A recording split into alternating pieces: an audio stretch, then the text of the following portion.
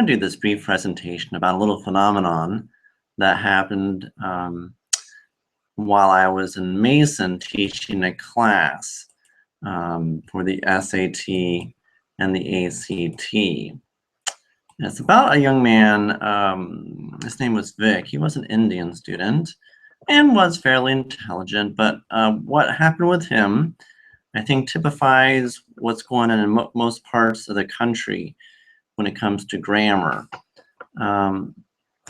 The story started when this young man was in the 7th grade and put in our enrichment center, and I began to give a little test to him, a diagnostic test of 15 minutes, and he really did seem fairly precocious. His mother had some high goals for him, and he knew a lot about grammar.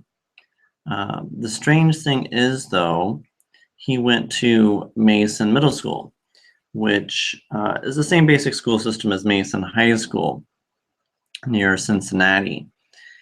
And every Mason student I spoke to, it seemed, really didn't know much about grammar at all, which I found in a way pretty typical and a bit sad. They have a strong math program in Mason, but as far as the grammar, what's strange is there seemed to be just one teacher in middle school who gave the students a thorough grammar formation, and the rest of the teachers didn't really seem to get into that much at all. So Vic was really light years ahead of his confreres at his school and was well underway to doing well once he got into high school and continued taking our class. So I showed Vic how to make the best of his good grammar formation, but I also want to show you how in a basic class of one-on-one tutoring, really any intelligent student has a chance at something like the 90th percentile, even the 99th percentile. That would be getting into the top 1% for grammar. So first of all, why is it that most schools in America are weak in grammar at this point? It really goes back to the 1960s and some work some psychologists at the time were doing. There was a lot of emphasis on whole words and whole language, and not a lot of emphasis on rules. So rules, if you remember, in the 1960s were out. Like you had Vatican II, where people wanted to get rid of rules like fasting. There were a lot of revolutions and wars in the world, and people were rising up against different dictators and presidents. So there's a lot of turmoil in the 1960s. So, grammar, which is very rule-oriented, it did take a hit at the time. And that's why you see the grammar situation continuing to deteriorate in the 70s and the 80s, even until today. And of course, we saw the advent of especially rap music. Rock music was big before that too. And even rock music has a loose set of rules for proper grammar. And rap music, of course, is even worse. So this young man, Vic, he did seem to know a good amount of rap music, but he still knew the grammar rules. So because the psychologists in the 1960s had a good amount of input into the school system and the Board of Education, a lot of schools got away from those rules because they became a bit taboo. The idea really was about memorizing. So this is really the key to getting an amazing score on the SAT. There's an ancillary technique of reading many books. If you're just a voracious reader, you can get a good idea of grammar, but that's possibly hundreds of books over an academic career to just know the grammar without even really studying the grammar. So what I do with my students is really memorize. And the book that we use is called the Bedford Handbook. And I have a copy, picture of it here. You can see it's the 7th edition. And this is really the best edition. The 6th edition also works well, but this is a complete edition. It also has the formatting you need for the Modern Language Association, the Chicago style, the APA style, all the style manuals in it that you really would need. And it also shows like internet formatting, how to quote from the internet. So this is the one I use. I don't really like Diana Hacker as a person because of a lot of her liberal ideas, but she has her act together really in terms of writing solid grammar, showing all the types of mistakes and how to use it. So I actually go all the way back to page 792 in this book. So we'll see here on 792, if you look at it, it starts with the parts of speech. Then getting into sentence structure, finding the subject and the verb, the object complements, including subordinate structures, and then the rest of the book is the rules, finishing with the grammatical marks. So this is the system I've shown to Vic and the other students who've gotten perfect scores or scores in the top 1% on their tests. And it starts with really finding the verb. So finding the verb. Today I blank, yesterday I blank. There's certain verb tests you can use. You want to know your main verbs, your helping verbs. Once you find your verb, that should lead you to your subject. So there's also a subject test, who or what plus the verb will give you your subject. And once you have your subject, then you can check for your conjunctions to see if they'll change the nature of what's going on, and then the complements and the objects. So sometimes in our grammar questions, we're also going to underline the pieces there in the prompt, and then classify into our types of mistakes. So we have grammatical marks, modifiers, rules under verbs, including person, mood, tense, and voice. And we also have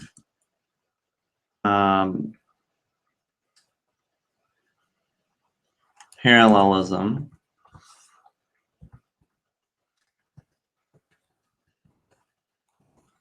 So those are the 4 categories that we would look at.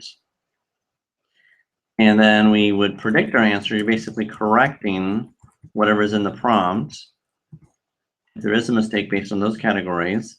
And then you would correlate with the choices. Which choice fundamentally matches up with your prediction based on accuracy and efficiency. So that's essentially what we're doing when we talk about the ACT and maximizing those scores. Of course, there's elements of inferential reasoning and main idea questions, which is really reading comprehension, but we'll have to do that when we're trying to find out the idea in the whole passage and seeing where a certain sentence or a certain paragraph fits into the whole scheme of things. So I'm going to briefly pull up the ACT website here, and that's actstudent.org. And if you just type that into your browser, like on Yahoo or Google, you'll get this site here. And you see there's the sample questions. You just click on English, and you can get an idea of what you would be doing. So the directions are always the same. So these are the categories I'm still looking at: grammatical marks, periods, semicolons, colons, modifiers, adjectives, adverbs, misplaced modifiers, dangling modifiers, ambiguous modifiers, idioms, when we have a certain preposition with a certain verb, adjective, or noun, make sure we have the right preposition on both sides of a conjunction or just in general. We have the verbs. We make sure we have the right person, first, second, third, singular, plural, the right mood, subjunctive, imperative, or indicative, and the right tense, including the perfect tenses, and the right voice, active or passive. We also have the idea of parallelism, that the structure fits. We have words that can be in common, like before or after a conjunction. There'll be similarities, like I bought apples, pears, and bananas at the supermarket. Not I bought apples, pears, and going to the supermarket was fun. I could also see them in phrases, or even clauses like give me liberty, or give me death, give me liberty, death. There's going to be a balance with parallelism. So if we take an example here, with number 4, we have to do a little bit more. So I mentioned the underline step before classifying. So we're just going to use our pencil and underline these words. Most effectively introduced, rest of paragraph. You want to make sure you're processing. Focus is the biggest problem with my students. They have the will to memorize. They need to be focused. Those are the 2 main ingredients to ensure their success. And we read the beginning of the paragraph. You read the end of the prior paragraph. So you read one sentence before, one sentence after. Underline the ideas before, the ideas after. Scribble out whatever's in common and see if it matches up with the blank. So the other types of sentences, the other types of questions here will fit into our categories. But again, if you see something a little bit long or you want to underline your ideas, so you can get your structure right. So after we deal with the end of the book that has the main parts of speech and the structure we need, we go to the beginning when we talk about the actual rules. So it's active versus passive that we see first, and that begins on page 146. And we basically go through all that to the front of the book. We skip the actual guides and the ESL section and even the parts about sex language. Dr. Hacker has a whole section on political correctness and not using he when you should use he or she. It's not extremely important, and she talks about the other places anyway when she talks about pronoun antecedent agreement. But for a student who wants to do well on the test, those are the pages I suggest. And in closing, if students really want to succeed, there has to be a real fundamental dealing with the school system and understanding that just like math holds us together as a society so we can function, grammar is also important. I believe a grammatical society, to a degree, is a polite society. And if we had more of those rules, we respected them more when we spoke, we'd have a more peaceful society and less disorder, less riots. I could even argue less shootings that should have never taken place in the first place. So those are my thoughts of the day. I hope you enjoyed this presentation. If you have any comments, please let me know below. Mason High School is not alone in a place that doesn't have a lot of grammar formation. There used to be 5 hours in a week, at least 4 to 5 hours in a week that used to be given to grammar in the 1950s. Some schools still have that, but there's not many of them. So if you want to have a chance to compete in grammar on the SAT, ACT, or PSAT, you should really get Dr. Hacker's book. It can be picked up at a place like thriftbooks.com or even Amazon.com for $5 or less. And it's a book you really want to hold on to for the rest of your life. About half the colleges out there still use Dr. Hacker's book, but new will cost $100. So you could even get by with this copy, just your questions will be different in the book. So if you have any questions, please send me a message or comment below. And please like and subscribe to like this video and subscribe to our channel here. We look forward to hearing from you. And thanks for watching this Google Hangout. My name is Michael DeSalvo. I'm at A+ Tutoring, A+Tutoring-testprep.com, all spelled out. You can reach me at 513-939-9033.